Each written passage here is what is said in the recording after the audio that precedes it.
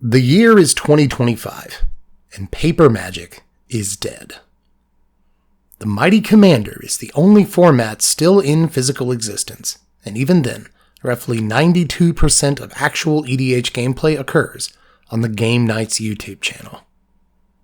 Arabian Nights Remastered and Legends Reimagined have both dropped in paper. Both sold out within minutes. The Dragon Ball Z set from Universes Beyond has completely upended standard on Magic Arena. Yamcha is too strong. A Black Lotus from Magic 30th Edition was sold this afternoon on eBay for $8,000. Hasbro has pentupled their profits from last year, and they are going out of business. All right.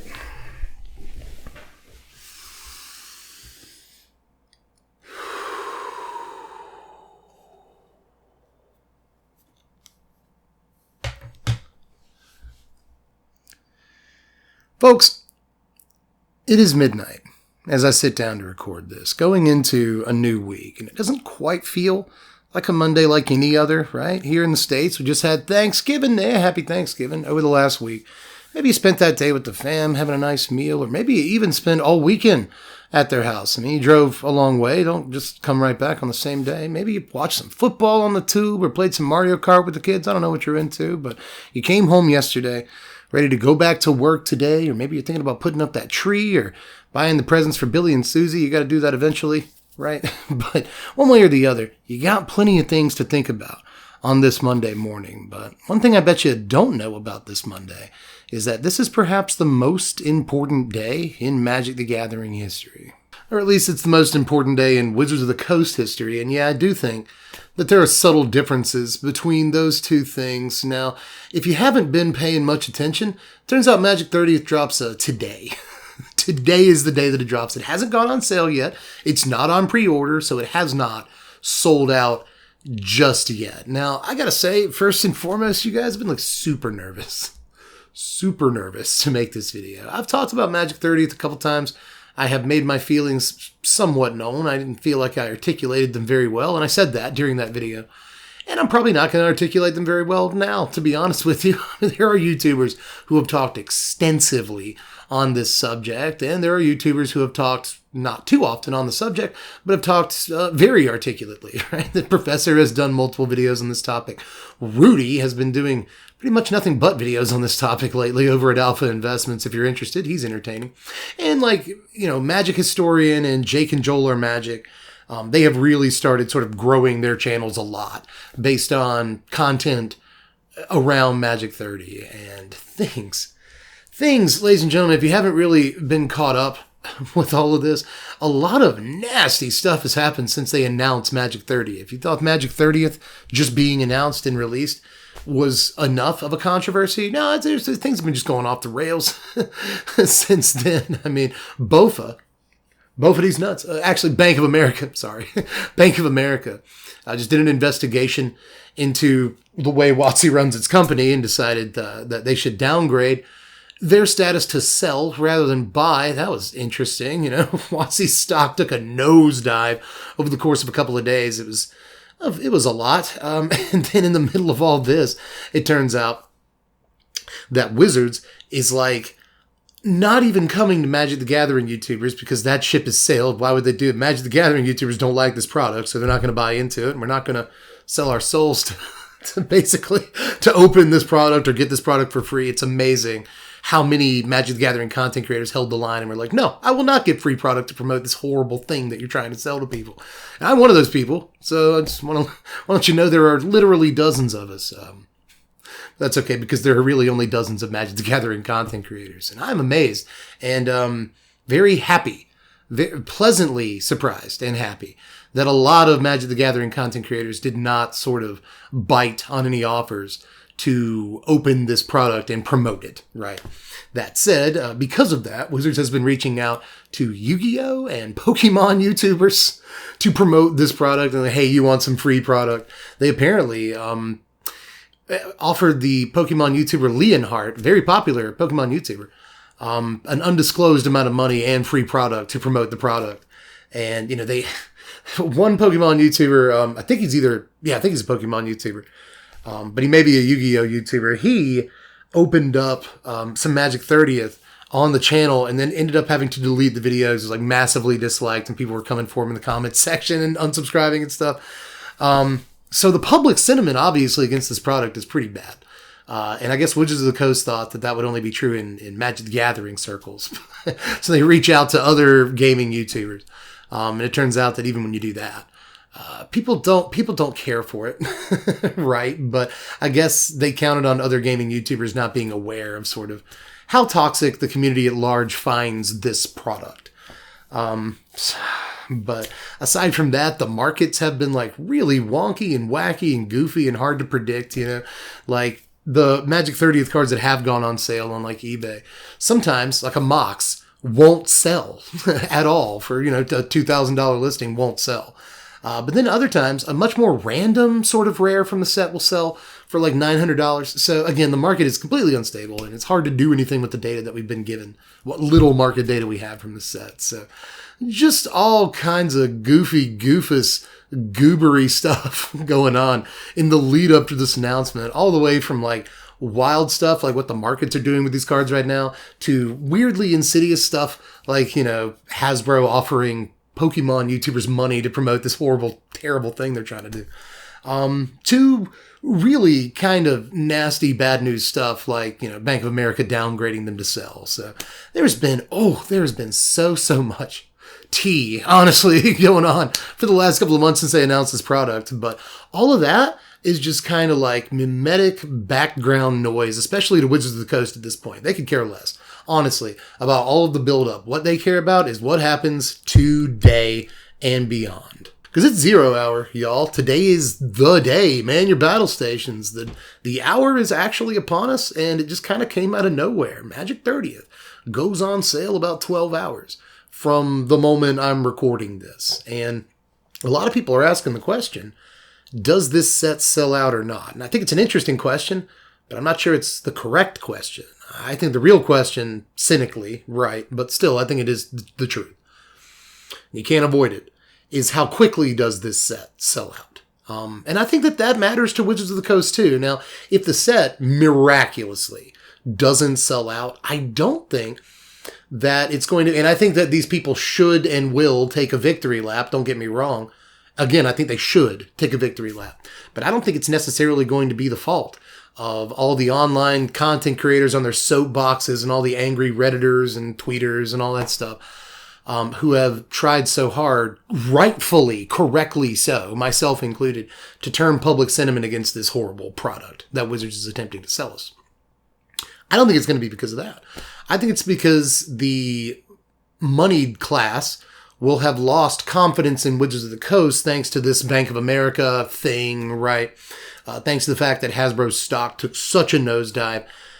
People with a passing interest in the game or maybe a financial interest in the game, which we know that there are plenty of them out there, may smell death in the wind, right? They may think that Wizards or Magic the Gathering is going to be dead as a game in a few years, thanks to some of Wizards' decisions that have now caught the attention of Bank of America, that have now made them be downgraded, and their stock is just, tanking and all. So maybe all of those signposts for the people who actually have the money to buy some number of this product, maybe all those signposts lead to a don't buy because this product will be effectively worthless in some number of years.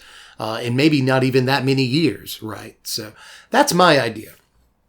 Is that, again, it won't be all of us out here saying, no, don't buy it, don't buy this product.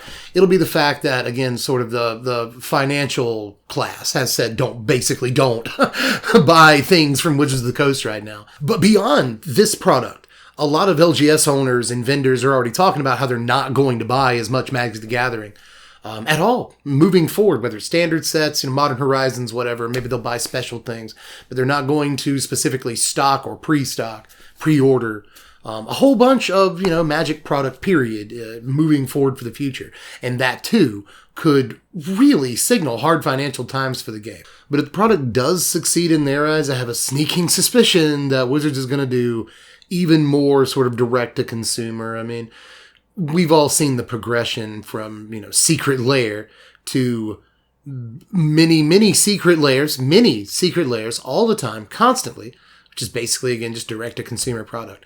And now this, which is a randomized direct-to-consumer sort of booster boxy sort of product, which they've never really done before. So I, again, think that if this succeeds, it's very likely that they just don't really care. They feel like they don't have to care about distributors, vendors, LGSs, all that kind of stuff. It's another thing. It's going to be interesting to see whether they put a limit on the number of, of this product that one person can order or one household can order. If they don't, then it's going to sell out immediately. Almost immediately it will sell out. If they do, if they put like a 1 or 2 per household limit or 3 per household limit, I imagine the product still sells out. It just takes slightly longer to do so. But under that stipulation, I imagine that Wizards is okay if it takes slightly longer to sell out. But I think that it is incredibly likely that this product sells out in 5 minutes or less. And honestly, that's with or without any sort of limit on the number of products that you can buy. I hope desperately that I am wrong. Because again, right, the whole financial world at this point has said, like, Wizards of the Coast kind of risky, dog. And aside from that, the entire fan base, almost, save for a few, the entire fan base is against, like morally against, as they should be, a product of this nature. So it's, again, feasible that this product doesn't sell out. But I hope that it's just cynicism. But like all cynicism, it feels like realism. I'm pretty sure the worst will happen. And it's only a matter of time until the intro becomes reality. And I hate to say it, but I'll probably still be playing Magic the Gathering. That's the thing, is they know they got you. You know what I mean? I've said this before, but they know they got you. They can basically do whatever they want. I know that you say you quit Magic or whatever, but nobody quits Magic. You take a hiatus. You take a vacation. I've quit Magic for 3 years before. And then I quit Magic for 2 years. You always come back. So if you haven't come back, then I admire your strength of character. But I also want to note that you're watching a Magic the Gathering YouTuber. So you should continue watching a Magic the Gathering YouTuber, by the way. Don't click away and don't unsubscribe. Still, it is true that whether you still play Magic or not, the entirety of the community hates this thing. I mean, if you want proxies, here's proxies. There's a bunch of dual lands. Here's a bunch of borderless dual lands that I made from a proxy site. If that seems cool. Hey, here's some more. Hey, here's a Wheel of Fortune. It's borderless. Hey, here's an Ollie from Cairo and a Moat.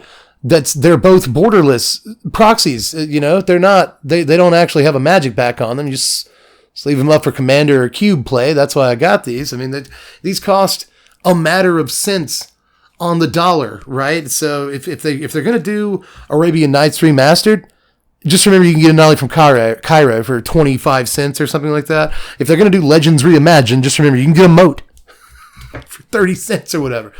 Like this Birds of Paradise, God knows. This Demonic Tutor, who knows how many Magic the 30th packs you'd have to open to get that thing. But hey, you get basic lands. That's what you get, basic lands. Did you know that you get basic lands? And they are old art basic lands. Well, yeah, I've got like a stack of 30 revised basic lands right here. They cost like 15 cents a piece.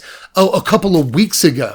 So I don't. Why would anyone spend $1,000 for proxies? The only reason is not to play Magic, not even to use them as proxies. The only reason is to probably not open them and just let them sit on a shelf for a few years until they technically accrue value, and then sell them to somebody else for $2,000. And that person will let them sit on a shelf for 10 years until they accrue value and attempt to sell them for $3,000. That's it. That's it. Some packs of this product are going to be opened, but I imagine a lot of people aren't going to open these products, and that'll end up making the things that people do open technically worth even more, because, when somebody finally does open a Black Lotus or two, they're going to be the only 2 Black Lotuses in existence from this product, because none of the product actually got opened. It's just... oh, man. It's hard.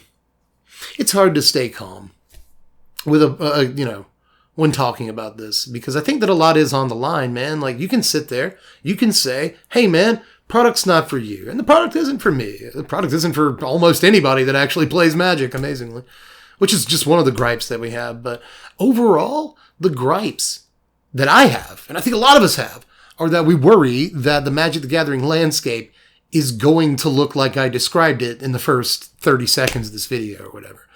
And it's a very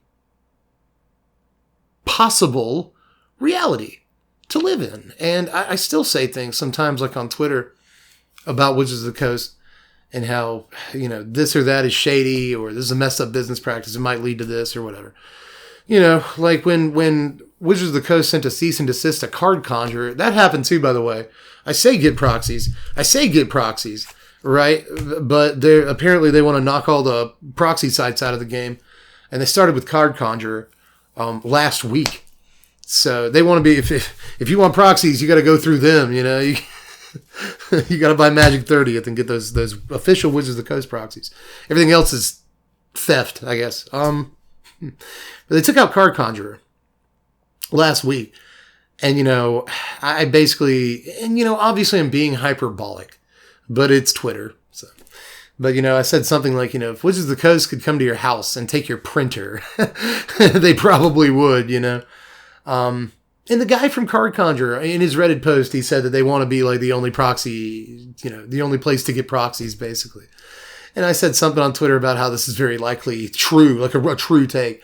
And there's people saying, like, how do you know it's true? Are you sure it's true? You got the data on that, bro? Hey, bro, pushes me. You got data on that, bro? You sure you're being objective about that, kid? I thought you were an objective observer, man. I thought you were a reliable narrator, son. You really think, the thing is, if Wizards of the Coast, if them doing damn near anything at this point would surprise you, if you would put it past Wizards of the Coast, to exhibit pretty much any predatory behavior at this point, then I got a bridge to sell you. You know what I mean? Like, I don't know.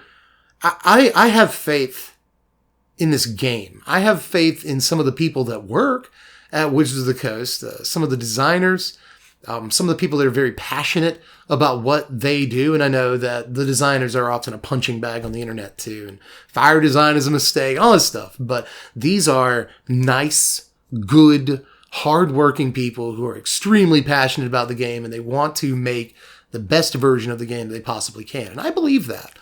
However, when it comes to the C-suite and the way the company is run from the top down, that's where I have some issues.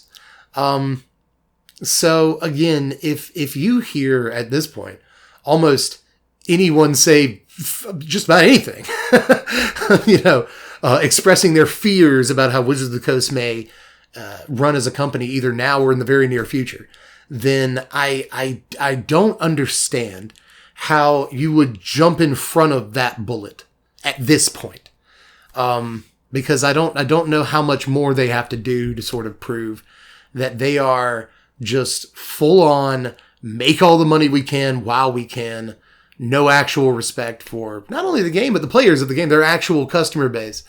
There doesn't, and I don't think any of this is hyperbolic. I think that you could say that these decisions show that Wizards has very, very little, actual respect for their customer base. And in some cases, open contempt. So again, some people are going to come at me for saying that.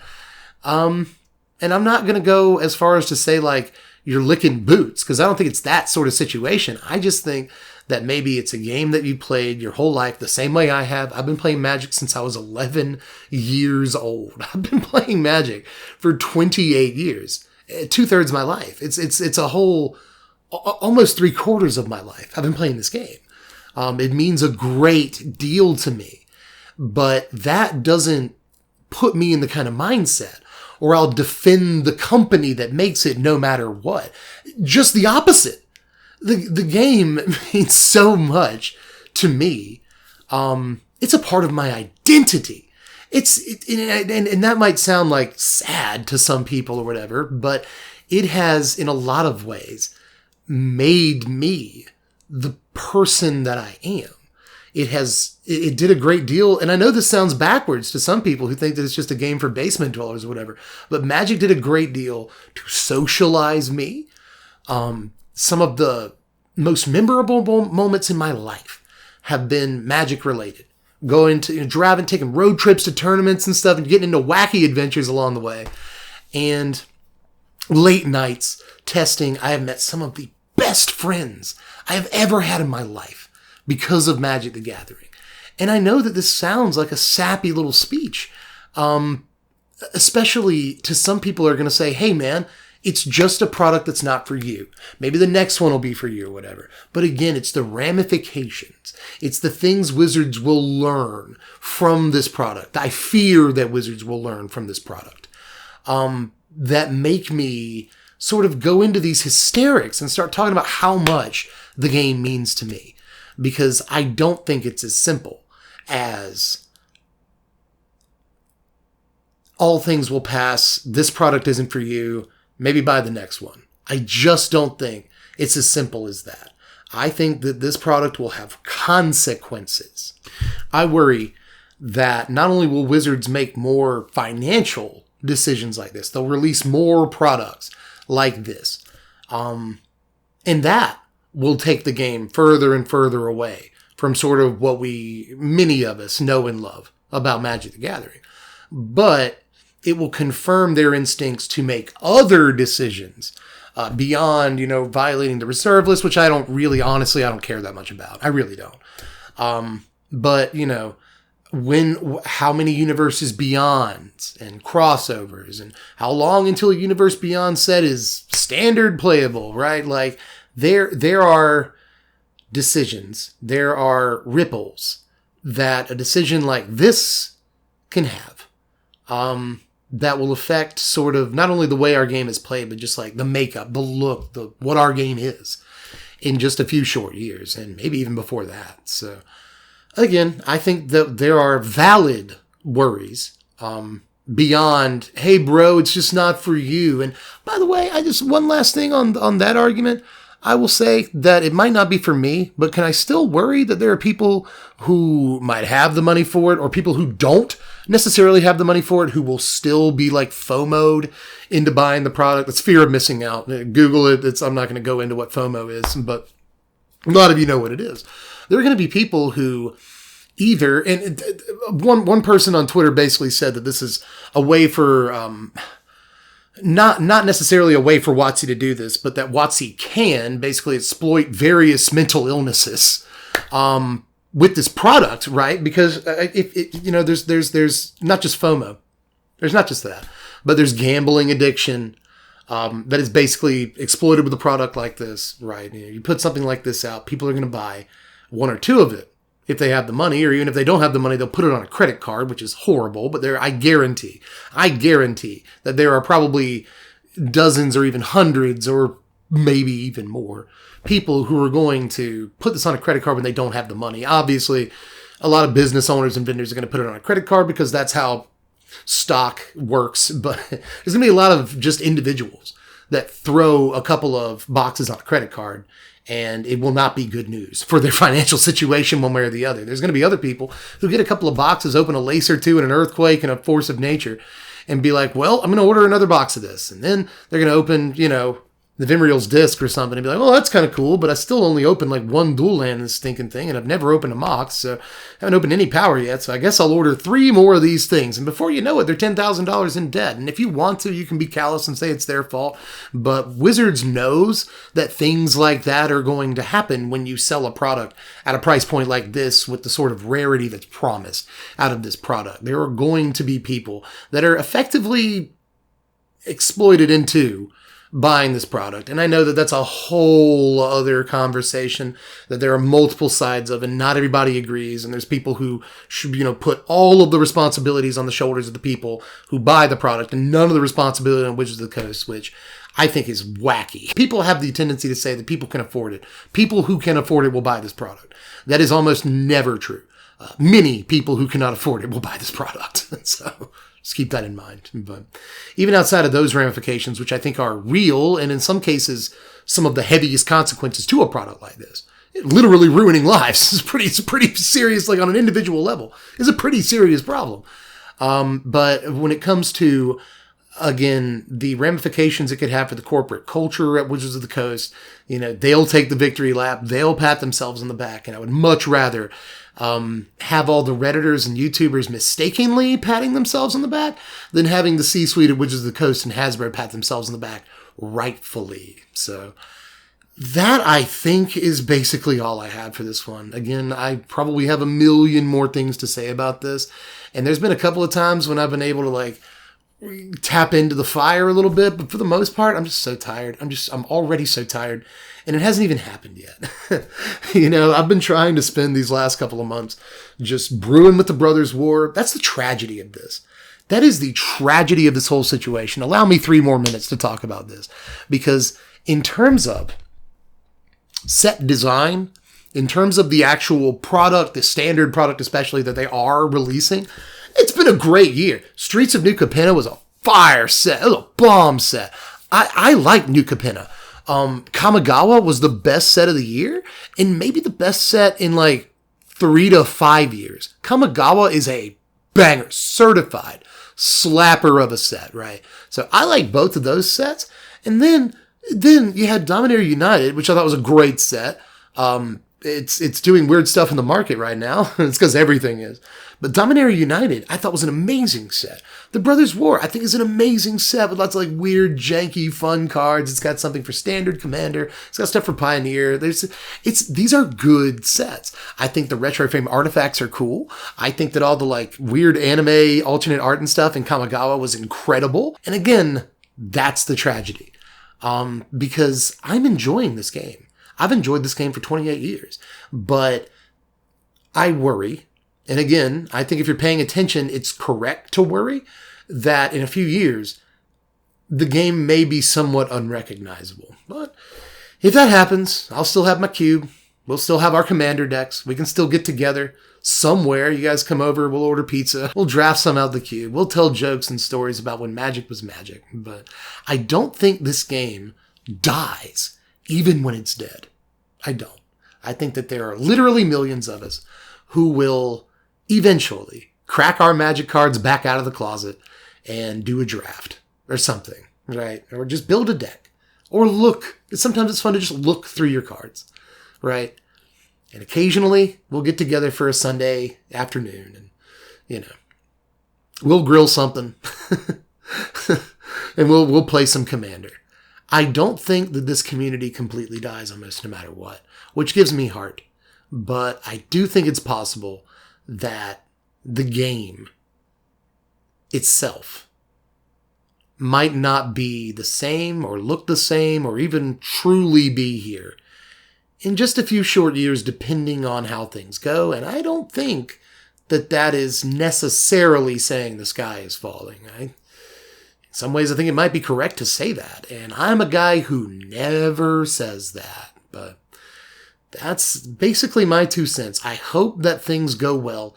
Even if the set sells out, I hope that this is just a blip on the radar. We never have to talk about it again. It has no real effect on Magic the Gathering as a whole, or the market as a whole, the secondary market as a whole, or the way Wizards runs its company, or Hasbro runs its company, or whatever. But I highly doubt that all of those things can, be true or not happen or whatever. I really doubt that, but we'll see. We'll see. Set goes on sale probably about 8 hours after I get this video uploaded or something. So just hold the line while you can. I'll throw my hat in the ring again and say, don't buy this set, but I don't have a whole lot of confidence that content creators and Redditors screaming is what's going to keep this set from selling out. But just so you know, maybe don't buy this set. This is what makes me the most tired, is that this Magic 30 is probably just the beginning. And that is both scary and instantly fatiguing to think about. But just let me know all your thoughts down there in the comments section. I think I've said enough for now. I'd probably be on, I meant for this to be a 15-minute video. It's probably 35 minutes, which I always do, but I guess you guys are still here and watching, so I must be doing something right. But I love you all, and I'll catch you cats later. I'm Deb from The Place. Thanks for watching, Wizards. spread love, and be kind.